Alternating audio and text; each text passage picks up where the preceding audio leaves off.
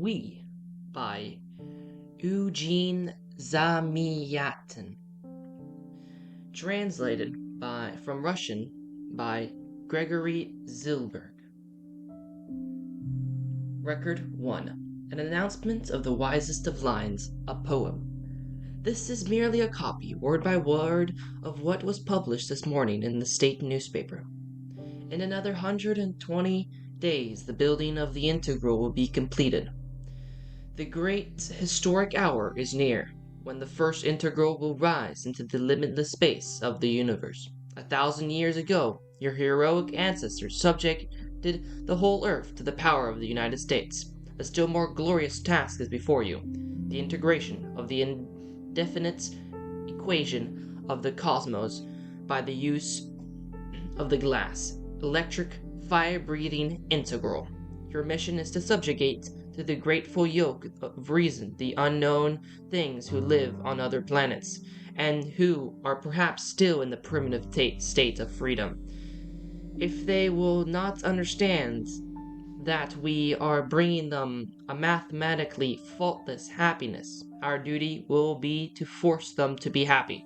But before we take up arms, we shall try the power of words. In the name of the well-doer, the following is announced herewith to all numbers of the United States. Whoever feels capable must consider it his duty to write treaties, poems, manifestos, odes, and other compositions of the greatness and the beauty of the United States. This will be the first load which the integral will carry. Long live the United States! Long live the numbers! Long live the well-doer! I feel my cheeks are burning as I write this, to integral the colossal, universal equation, to unbend the wild curve, to straighten it out, to be a tangent, to a straight line. The United States is a straight line, a great, divine, precise, wise line, the wisest of lines. I, D-503, the builder of the integral. I am only one of the many mathematicians of the United States. My pen, which is accustomed to figures, is unable to express the march of rhythm and consonance. Therefore, I shall try to record only the things I see, the things I think, or to be exact, the things we think. Yes, we. That is exactly what I mean, and we shall, therefore, be the title of my records. But this will only be a derivative of our life, of our mathematical perfect life in the United States. If this be so, will not this derivative be a poem in itself, despite my limitations? It will. I believe. I know it. I feel my cheeks are burning as I write this. I feel something similar to what a woman probably feels when, for the first time, she senses within herself the pulse of a tiny, blind human being. It is I, and at the same time it is not I. And for many long months it will be necessary to feed it with my life, with my blood, and then with a pain in my heart to tear it from myself and lay it at the feet of the United States. Yet I am ready, as everyone, or nearly every one of us, is. I am ready. Record 2. Ballot, Square Harmony X. Spring! From behind the green wall, from some unknown plains, the wind brings to us the yellow honeyed pollen of flowers. One's lips are dry from the sweet dust. Every moment one passes one's tongue over them. Probably all women whom I meet in the streets, and men certainly also, have today sweet lips. This disturbs somewhat my logical thinking. But the sky is blue. The limpidness is not marred by a single cloud. How primitive was the taste of the ancients, since their poets were always inspired by these senseless, formless, stupidly rushing accumulations of steam. I am sure it will not be an error if I say we love, only such a sky, a sterile, faultless sky. On such days the whole universe seems to be molded the same internal glass, like the green wall, and like all our buildings. On such days one sees into the very blue depth of things. One sees their wonderful equations, hitherto unknown. One sees them in everything, even in the most ordinary everyday things. Here's an example. This morning I was on the dock where the integral is being built, and I saw the lathes blindly with abandon. The balls of the regulator were rotating, the cranks were swinging from side to side with a glimmer, the working beam proudly swung its shoulder, and the mechanical chisels were dancing to the melody of an unheard tarantella. I suddenly perceived all the music, all the beauty of this mechanical ballad, illuminated by the light's blue rays of sunshine. Then the thought came, why beautiful? Why is the dance beautiful? Answer, because it is an unfree movement, because the deep meaning of the dance is contained in its absolute ecstatic submission, in the ideal non-freedom. If it is true that our ancestors would abandon themselves in dancing at the most inspired moments of their lives, religious mysteries, military parades, then it means only one thing. The instinct of the non-freedom has been characteristic of human nature from ancient times. And we, in our life of today, we are only conscientiously. I was interrupted. The switchboard clicked. I raised my eyes. O-90. Of course. In half a minute she herself will be here to take me for the walk. Dear O, she always seemed to me to look like her name. O, she was approximately 10 centimeters shorter than the required maternal norm. Therefore she appears all round. The rose-colored O of her lips is open to this meets every word of mine. She has a round, soft dimple on her wrist. Children have such dimples. As she came in, the logical flywheel was still buzzing in my head. Following its inertia, I began to tell her about my new formula, which embraced the machines and the dancers and all of us. Wonderful, isn't it? I asked. Yes, wonderful. Spring, she replied with a rosy smile. You see? Spring. She talks about spring. Females. I became so silent. We were down the streets. The avenue was crowded. On days when the weather is so beautiful, the afternoon personal hour is usually the hour of the supplementary walk. As always, the big musical tower was playing with all its pipes the March of the United States. The numbers, hundreds, thousands of numbers in light blue uniforms, probably a derivative of the ancient uniform, with golden badges on the chest, the state number of each one, male or female. The numbers were walking slowly, four abreast, exaltedly keeping the step. We four, were but one of the innumerable waves of a powerful torrent. To my left, O-90. If one of my long-haired ancestors were writing this 1,000 years ago, he would probably call her by that funny word, mine. To my right, two unknown numbers, a she number and a he number. Blue sky, tiny baby suns in each one of our badges. Our faces are unclouded by the insanity of thoughts. Rays. Do you picture it? Everything seems to be made of a kind of smiling, array-like matter, and the brass measures, tra-ta-tum, tra-ta-tum, stamping on the brassy steps which sparkle in the sun. With every step you rise higher and higher into the dizzy blue heights.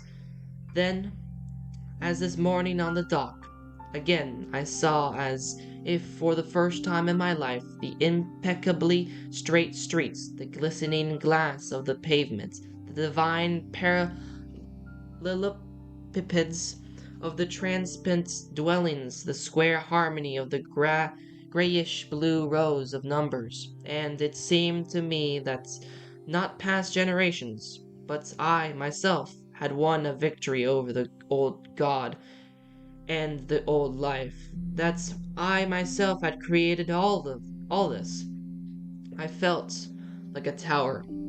I was afraid to move my elbow, lest the walls, the cupola, and the machines should fall to pieces. Then, without a warning, a jump through centuries, I remembered, apparently through an association by contrast, a picture in the museum, a picture of an avenue of 20th century, a thundering, many-colored confusion of men, wheels, animals, billboards, trees, colors, and birds.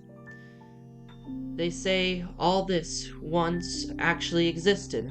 It seemed to me so incredible, so absurd, that I lost control of myself and laughed aloud. A laugh as if an echo of mine reached my ear from the right. I turned. I saw white, very white, sharp teeth and an unfamiliar female face. "I beg your pardon," she said, "but you looked about you like an inspired mythological god on the seventh day of creation. You look as though you are sure that I, too, was created by you, by no one but you. It is very flattering." All this without a smile, even a certain degree of respect. She may know that I am the builder of the integral. In her eyes, nevertheless, in her brows, there was a strange, irritating X, and I was unable to grasp it, to find the arithmetical expression for it. Somehow I was confused. With a somewhat hazy mind, I tried logically to motivate my laughter.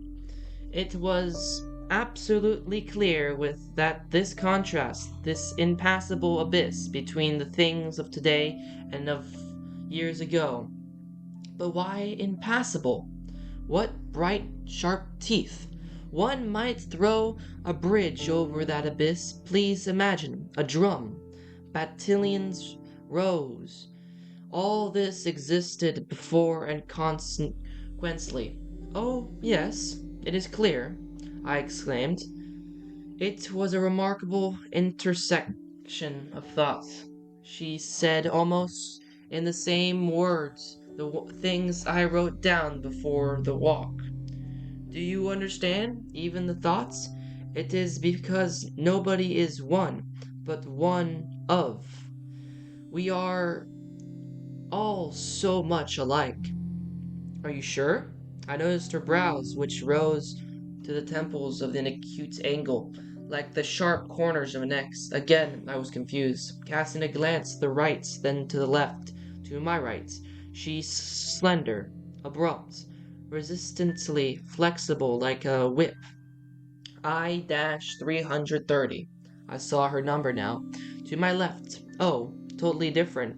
Made all the circles with a childlike dimple on her wrist, and at the very end of our row, an unknown he number, double curved like the letter S.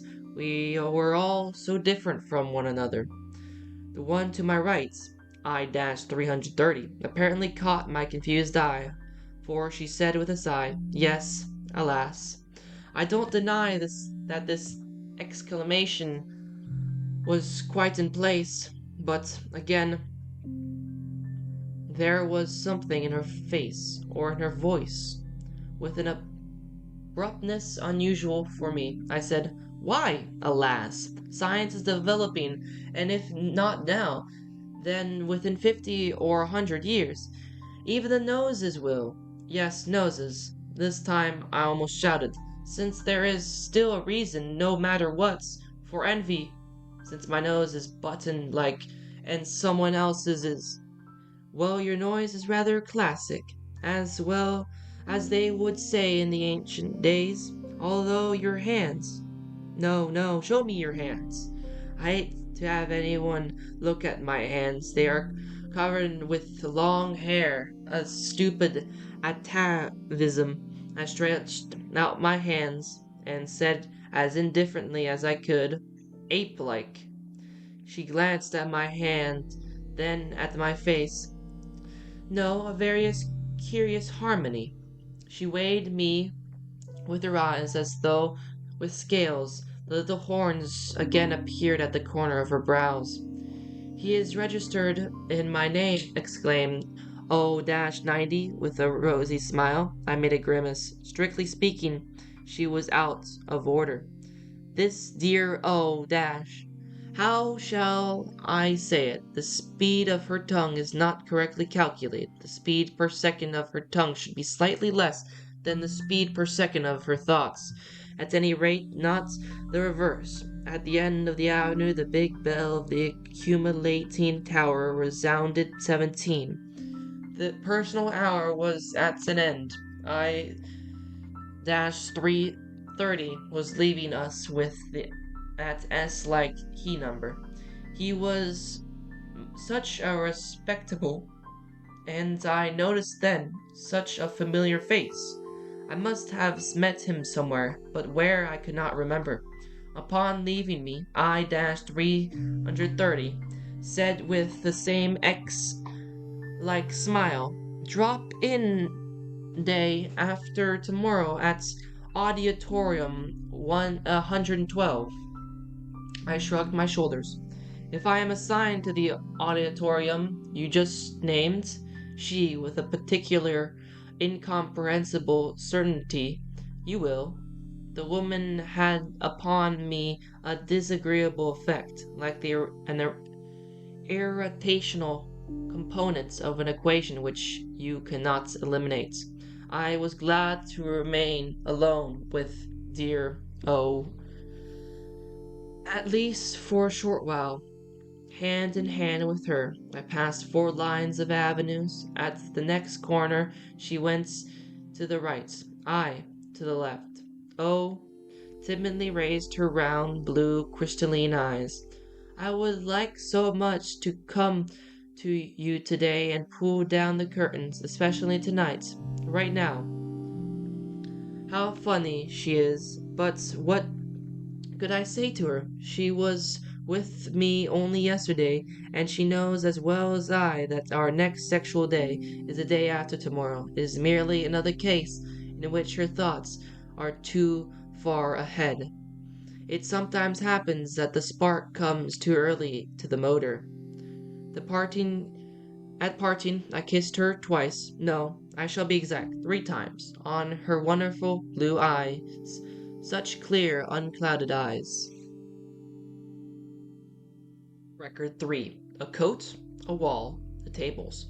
I looked over all that I wrote down yesterday, and I find that my descriptions are not sufficiently clear. That is, everything would undoubtedly be clear to one of us, but who knows to whom my integral will some day bring these records. Perhaps you, like our ancestors, have read the great book of civilization only up to the page of 900 years ago. Perhaps you don't know even such elementary things as the hour tables, personal hours, maternal norm, green wall, well-doer. It seems to droll to me, and at the same time very difficult to explain these things. It is as though, let us say, a writer of the 20th century should start to explain in his novel such words as coat, apartment, wife. Yet if his novel had been translated for primitive races, could he have avoided explaining what a coat meant? I am sure that the primitive man would look at a coat and think, what is this for? It is only a burden, an unnecessary burden.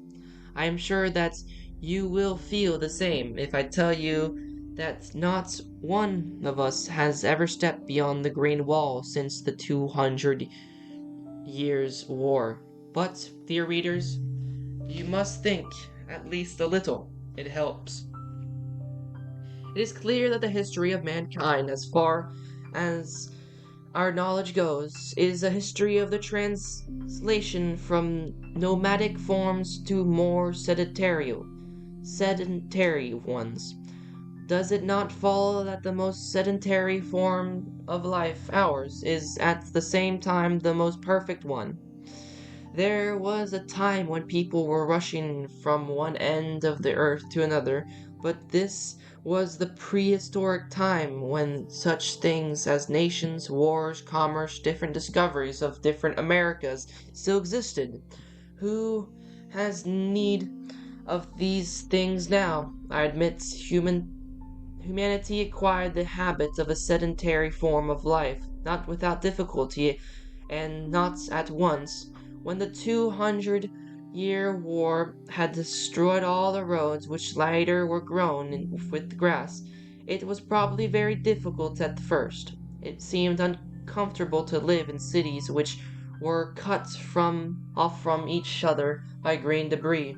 But what of it? Man, soon after he lost his tail, probably did not learn at once how to chase away flies without its help. I am almost sure that at first he was even lonesome without his tail. But now, can you imagine yourself with a tail? Or can you imagine yourself walking in the streets naked without clothes? It is possible you go without clothes still. Here we have the same case. I cannot imagine a city which is not clad with a green wall. I cannot imagine a life which is not clad with figures of our tables. Tables. Now even purple figures look at me austerously yet kindly from the golden background of the wall. Involuntarily I am reminded of this thing which was called by the ancients sainted image, and I feel a desire to compose verses or prayers which are the same. Oh, why am not I a poet, so as to be able properly to glorify the tables, the heart and pulse of the United States? All of us, and perhaps all of you, read in childhood while in school the greatest of all monuments and of ancient literature, the official railroad guide. But if you compare this with the tables, you will see side by side graphite and diamonds, both of the same carbon, but how eternal, transparent, how shining the diamond, who does not lose his breath when he runs. Though the pages of the guide, the tables transformed each of us actually into a six-wheeled steel hero of the great poem. Every morning with the six-wheeled precision, at the same hour, at the same minute, we wake up, millions of us at once. At the same hour, millions of us begin our work, and millions of us, we finish it. United into a single body with a million hands at the very same second. Designated by the tables, we carry the spoons to our mouths. At the same second, we all go out to walk, go to the auditorium, to the halls for the tailor exercises, and then to bed. I shall be quite frank, even we have not tainted the absolute, exact solution of the problem of happiness. Twice a day, from 16 to 17 o'clock, and from 21 to 22, our united, powerful, organism devolves into separate cells. These are the personal hours designated by the tables. During these hours, you would see the curtains discreetly drawn in the rooms of some. Others march slowly over the pavement of the main avenue, or sit at their desk as I sit now. But I firmly believe, let them call me an idealist and a dreamer, I believe that sooner or later we shall somehow find even for these hours a place in the general formula. Somehow, all of the 86,400 seconds will be incorporated in the table of hours.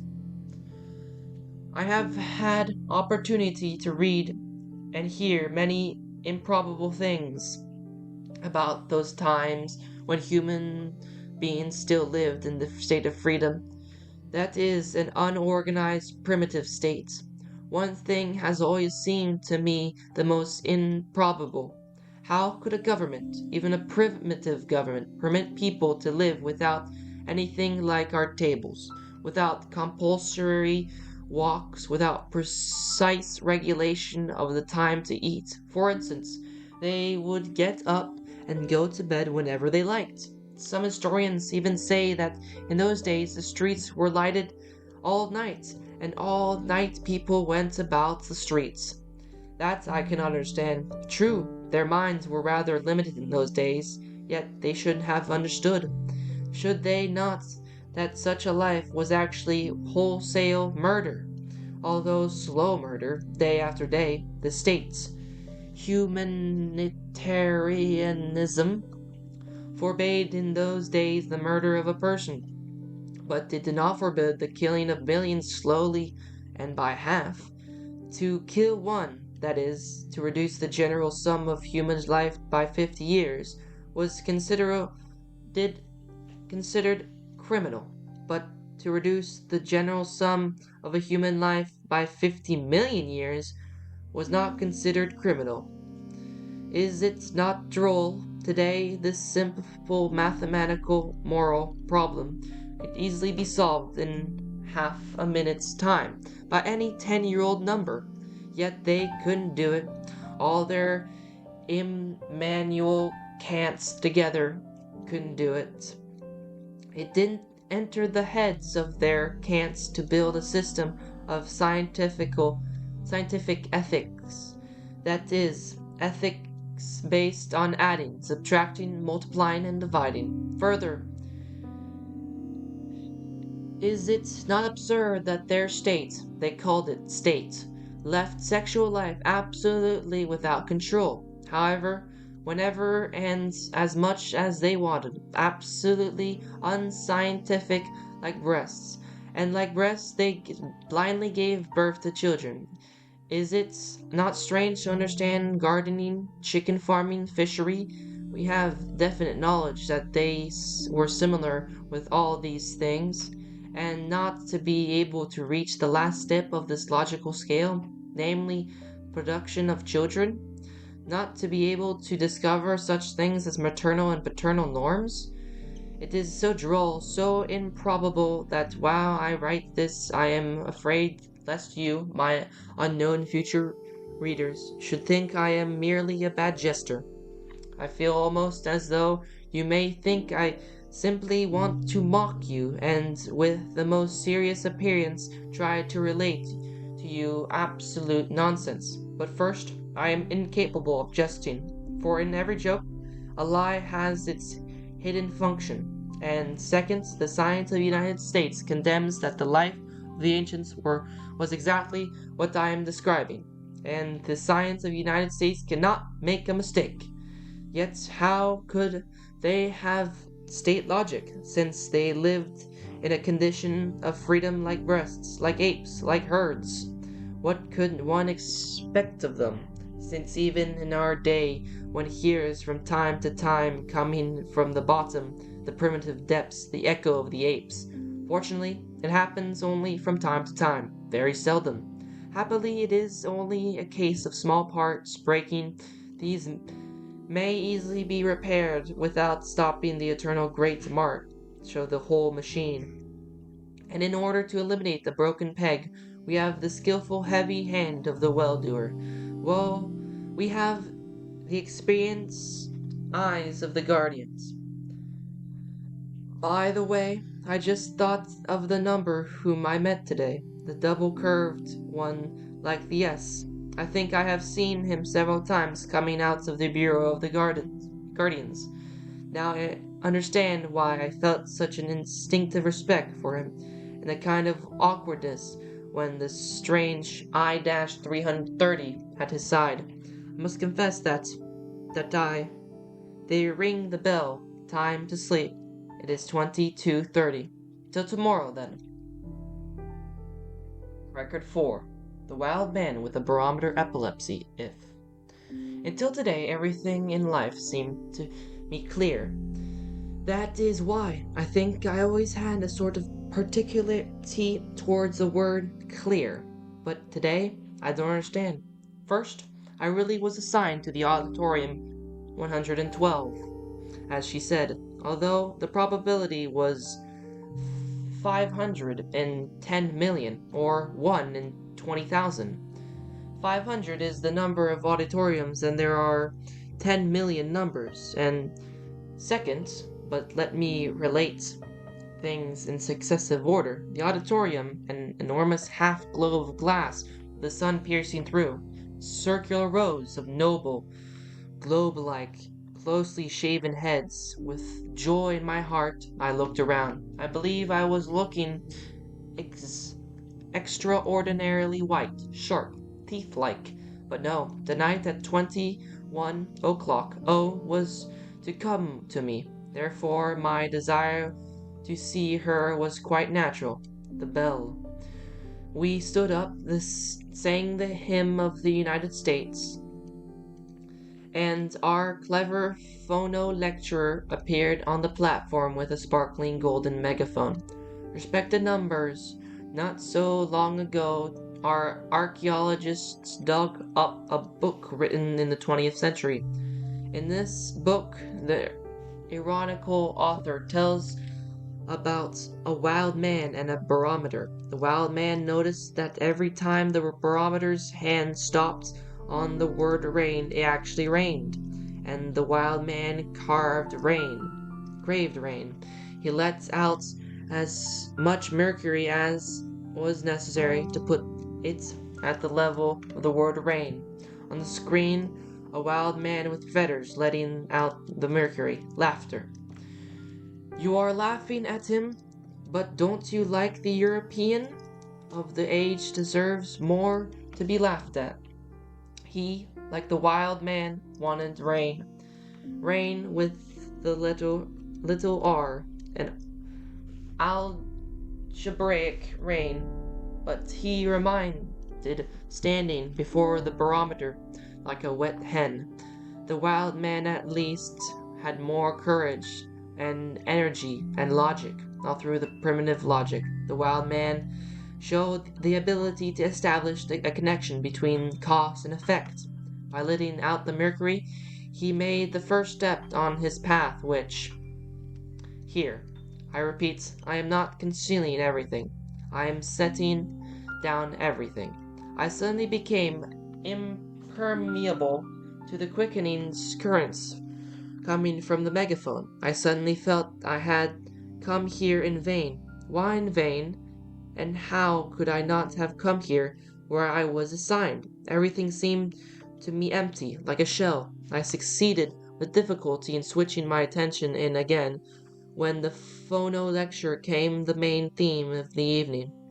To our music as the mathematical composition. Mathematics is the cause, music the effect. The phono lecture began the description of the recently invented musicometer. By merely rotating this handle, one is enabled to produce about 3 sonatas per hour. With difficulties our predecessors had in making music, they were able to compose only by bringing themselves to strokes of inspiration, an extinct form of epilepsy. Here you have an amusing illustration of their advancements, the music of the Scriabin 20th century, this black box, a curtain parted on the platform, and we saw an ancient instrument. This box they called the Royal Grand. They attached to these the idea of regality, which also goes to prove how their music, and I don't remember anything further. Very possible because, I'll tell you frankly, because she, I-330, came to the royal box. Probably, I was simply startled by her unexpected experience on the platform. She was dressed in a frantic dress of the ancient time, a black dress closely fitting the body, sharply delimiting the whites of her shoulders and breasts, and that warm shadow covering her breath beneath, and the dazzling, almost angry teeth, a smile, a bite, directed downwards. She took her seat. She began to play something wild, convulsive, loud like the other, all their life. Then, not a shadow of rational mechanism. Of course, all those around me were right. They were laughing. Only a few.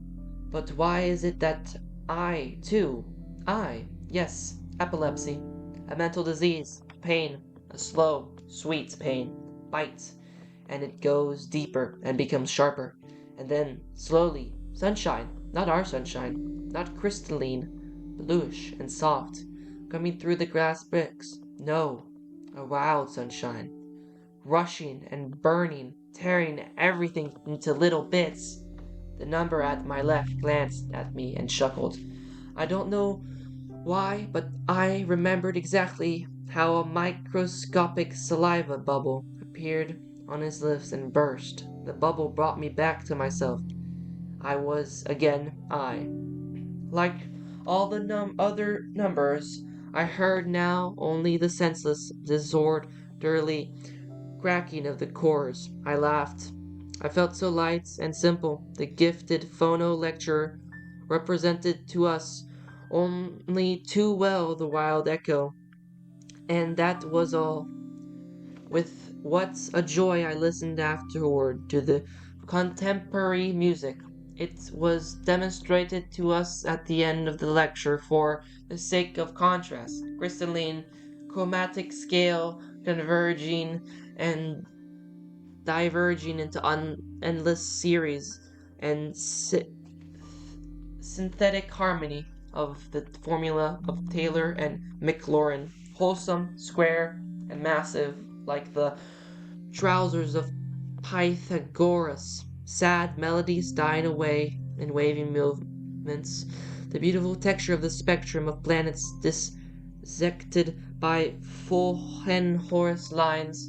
What magnificent, what perfect regularity! How pitiful the wild, willful music of the ancients, not limited except by the scope of their wild imaginations. As usual, in good order, four abreast, all of us left the auditorium. The familiar double-curved figure passed swiftly by. I respectfully bowed. Dear O was to come in an hour. I felt agitated, agreeably and usefully. Home at last, I rushed to the house office, handed over the controller on deputy my pink ticket, and received the certificate permitting the use of the curtains. The right exists in the states only for the sexual days. Normally I live surrounded by transparent walls which seem to be knitted of sparkling air. We live beneath the eye of everyone, always bathed in lights. We have nothing to conceal from one another. Besides, this mode of living makes the difficult of exalted task of the guardians much easier. Without it, many bad things might happen. It is possible that the strange, opaque dwellings of the ancient were responsible for their pitiful, selfish psychology. My sick home is my fortress. How did they manage to think of such things? At 22 o'clock I lowered the curtain. At the same second, O came in smiling, slightly out of breath. She extended to me her rosy lips and her pink ticket. I tore off the stub, but I could not tear myself away from those rosy lips to the last moment. 22:15. When I showed her my diary and I talked. I think I talked very well on the beauty of the square, a cube, a straight line. At first she listened so charmingly, she was so rosy. Then suddenly a tear appeared in her blue eyes, then another, and the third fell straight on the open page. Page 7. The ink blurred. Well, I shall have to copy it again. My dear O, if only you, if what? If what? Again the old lament about the child, or perhaps something new regarding the other one? All through it seemed as though but what would be too absurd? Record 5. The Square, the Rulers of the World. an agreeable and useful function.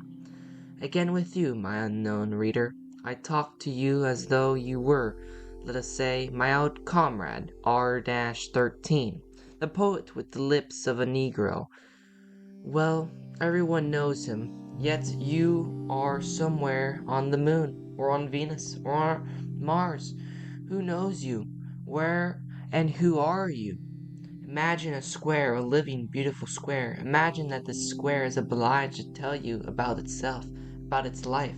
You realize that this square would hardly think it necessary to mention the fact that all its four angles are equal. It knows this too well. This is such an ordinary, obvious thing. I am in exactly the same square position. Take the pink checks, for instance, and all that goes with them. For me, they are as natural as the equality of the four angles of a square, but for you they are perhaps more mysterious and hard to understand than the binomial of Newton. Let me explain. An ancient sage once said a clever thing, accidentally, beyond doubt. He said, "Love and hunger rule the world." Consequently, to dominate the world, man had to win a victory over hunger after paying a very high price. I refer to the great 200 Years' War, the war between the city and the land. Probably on account of religious prejudices, the primitive peasants stubbornly held on to their bread. This word came down to us for us only as a poetic form, for the chemical constitution of the substance is unknown to us. In the 35th year before the foundation of the United States, our contemporary petroleum food was invented. True, only about 2/10 of the population of the globe did not die out. But how beautifully shining the face of the earth became when it was cleared of its impurities. Accordingly, the O.2, which survived, have enjoyed the greatest happiness in the blossom of the United States. But is it not clear that supreme bliss and envy are only the numerator and the denominator respectively of the same fraction, happiness? What sense would the innumerable sacrifices of the 200-year war have for us if a reason were left in our life for jealousy? Yet such a reason persisted because there remain button-like noses and classical notes. Cf. our conversation during the promenade. For there were some whose love was sought by everyone, and others whose love was sought by no one. Naturally, having conquered hunger, that is, the algebraically speaking, having achieved the total bodily welfare, the United States directed its attack against the second ruler of the world, against love. At last this element was also conquered, that is, organized and put into a mathematical formula. It is already 300 years since our great historical lex sexualis was promulgated. A number may obtain a license to use any other number as a sexual product. The rest is only a matter of technique. You are carefully examined in a laboratory of the sexual department where they find the content of the sexual hormones in your blood, and they make out for you accordingly a table of sexual days. Then you fill an application to enjoy the services of number so and so or number so and so. You get for that purpose a check book, pink. That is all. It is clear that under such circumstances there is no more reason for envy or jealousy. The denominator of the fraction of happiness is reduced to zero, and the whole fraction is thus converted into a magnificent infinitesimous. The thing which was for the ancients the source of innumerable stupid tragedies has been converted in our time into a harmonious, agreeable, and useful function of the organism, a function like sleep, like physical labor, taking out food, digestion, etc., etc. Hence, you see how the great power of logic purifies everything it happens to touch? Oh, if only you unknown readers could conceive this divine power, if you will only learn to follow it to the end. It is very strange. While I was writing today of the loftiest summit of human history, all the while I breathed the purest mountain air of thoughts. What within me it was and remains cloudy, cobwebby, and there is a kind of cross-like four-pawed X, or perhaps it is my paws, and I feel that only because they are always before my eyes, my hairy paws. I don't like to talk about them. I dislike them. They are a trace of a primitive epoch. It is possible that there is in me. I wanted to strike out all this because it trespasses on the limits of my synopsis. But then I decided, no, I shall not. Let this diary give the curve of the most imperceptible vibration of my brain, like a precise seismograph. For at times such vibrations serve as forewarnings. Certainly this is absurd. This certainly should be stricken out. We have conquered all the elements. Catastrophes are not possible anymore. Now, everything is clear to me. This particular feeling inside is a result of that very same square situation of which I spoke in the beginning. There is no X in me. There can be none. I am simply afraid lest some X will be left in you, my unknown readers. I believe you will understand that it is harder for me to write than it is ever was for any author throughout human history. Some of them wrote for contemporaries, some for the future generations, but none of them ever wrote for their ancestors, or beings like their primitive, distant ancestors.